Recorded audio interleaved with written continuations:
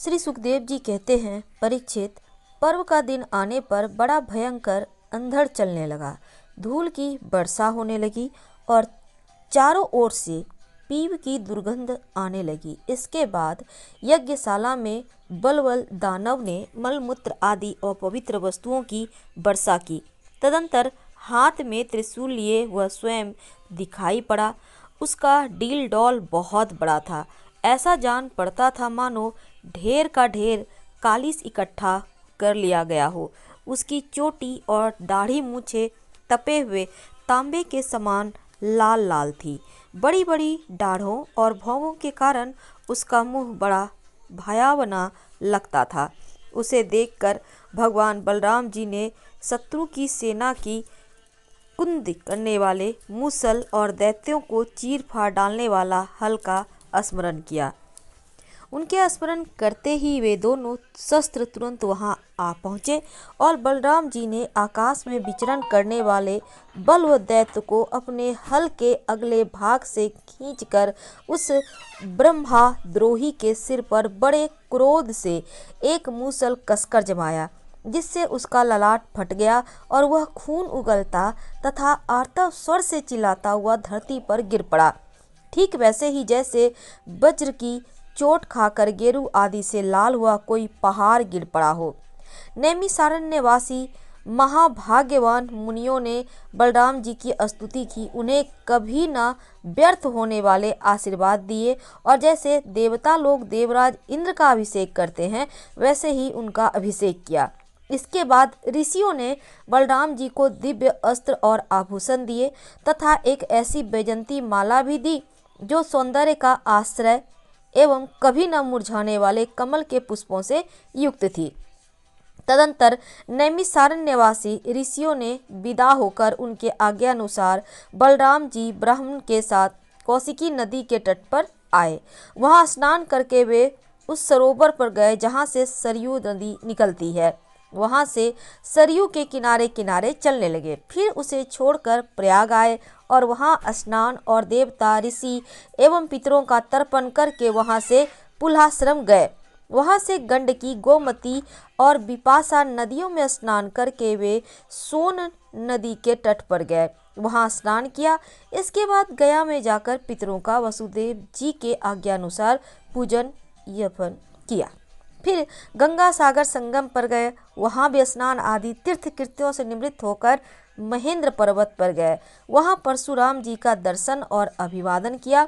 तदंतर सप्त गोदावरी, वेना, पंपा, भगीरथी आदि में स्नान करते हुए स्वामी कार्तिक का दर्शन करने गए तथा वहां से महादेव जी के निवास स्थान श्री शैल पर पहुँचे। इसके बाद भगवान बलराम ने द्रविड़ देश के परम पुण्यमय स्थान बेटाचल बालाजी के दर्शन किया और वहां ये कामाक्षी, शिव कांची, विष्णु काशी होते हुए तथा श्रेष्ठ नदी कावेरी में स्नान यहाँ पर करते हुए पुण्यमय श्री रंग क्षेत्र में पहुँचे। श्री रंग क्षेत्र में भगवान विष्णु सदा विराजमान रहते हैं। वहां से उन्होंने विष्णु भगवान के क्षेत्र ऋषभ पर्वत, दक्षिण मथुरा और बड़े बड़े महापापों को नष्ट करने वाले सेतुबंध की यात्रा की। वहां बलराम जी ने ब्राह्मणों को 10,000 गौवें दान की। फिर वहां से कृतमाला और ताम्रपत्री नदियों में स्नान करते हुए मलय पर्वत पर गए। वह पर्वत 7 कुल पर्वतों में से एक है। वहां पर विराजमान अगस्त मुनि को उन्होंने नमस्कार और अभिवादन किया। अगस्त जी से आशीर्वाद और अनुमति प्राप्त करके बलराम जी ने दक्षिण समुद्र की यात्रा की। वहां उन्होंने दुर्गा देवी का कन्याकुमारी के रूप में दर्शन किया। इसके बाद वे फाल्गुन तीर्थ अनंत शयन क्षेत्र में गए और वहां के सर्वश्रेष्ठ 50 रथ तीर्थ स्थान में स्नान किया। उस तीर्थ में सर्वदा विष्णु भगवान का सानिध्य रहता है। वहां बलराम जी ने 10,000 गौवें दान की। अब भगवान बलराम वहां से चलकर केरल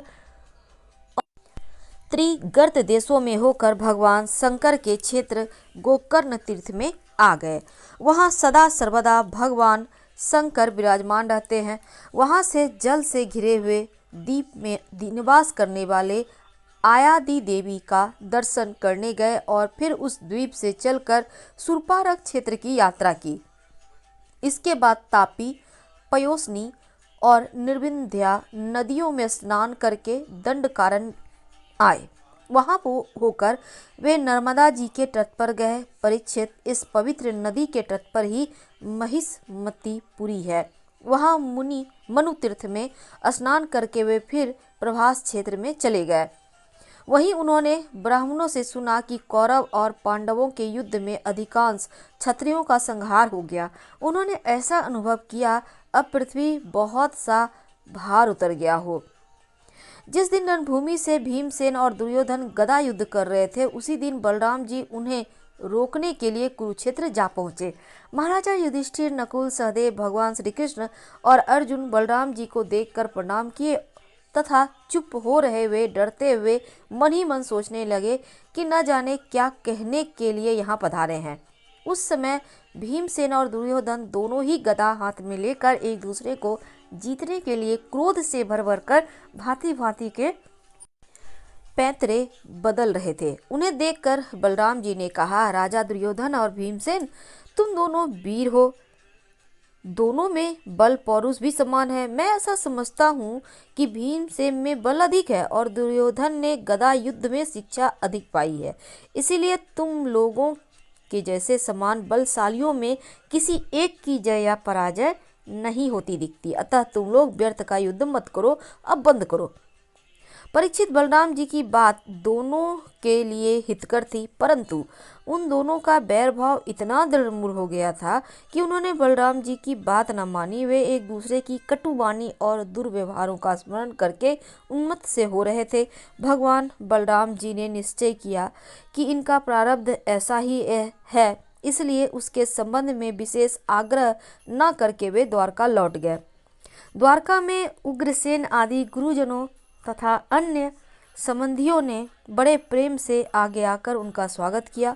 वहां से बलराम जी फिर नैमिषारण्य क्षेत्र में गए। वहां ऋषियों ने विरोध भाव से युद्ध आदि से निवृत्त बलराम जी के द्वारा बड़े प्रेम से सब प्रकार के यज्ञ कराए। परीक्षित, सच पूछो तो जितने भी यज्ञ हैं वे बलराम जी के अंग ही हैं, इसीलिए उनका यह यज्ञानुष्ठान लोक संग्रह के लिए ही था। सर्वसमर्थ भगवान बलराम उन ऋषियों को विशुद्ध तत्व का उपदेश दिए, जिससे वे लोग इस संपूर्ण विश्व को अपने आप और अपने आप को सारे विश्व में अनुभव करने लगे। इसके बाद बलराम जी ने अपनी पत्नी रेवती के साथ यज्ञांत स्नान किया। सुंदर सुंदर वस्त्र आभूषण पहनकर अपने भाई, बंधु, स्वजन, संबंधियों के साथ इस प्रकार शोभायमान हुए जैसे अपनी चंद्रिका एवं नक्षत्रों के साथ चंद्रदेव रहते हैं। परीक्षित, भगवान बलराम स्वयं अनंत हैं। उनका स्वरूप मन और वाणी से परे है। उन्होंने लीला के लिए ही यह मनुष्यों का सा शरीर ग्रहण किया है। उन बलशाली बलराम जी के ऐसे ऐसे चरित्रों की गिनती भी नहीं की जा सकती। जो पुरुष अनंत सर्वव्यापक अद्भुत कर्मा भगवान बलराम जी के चरित्रों का शाम सुबह स्मरण करता है, वह भगवान का अत्यंत प्रिय हो जाता है। तो मार्गशीर्ष माह की कथा अध्याय और भागवत पुराण स्कंद 10 अध्याय 79वां समाप्त होता है। 80 अध्याय को लेकर हम अगले दिन आपसे फिर मिलेंगे। फिलहाल विदा लेते हैं। हर हर महादेव। पसंद आए तो लाइक कर सब्सक्राइब करें।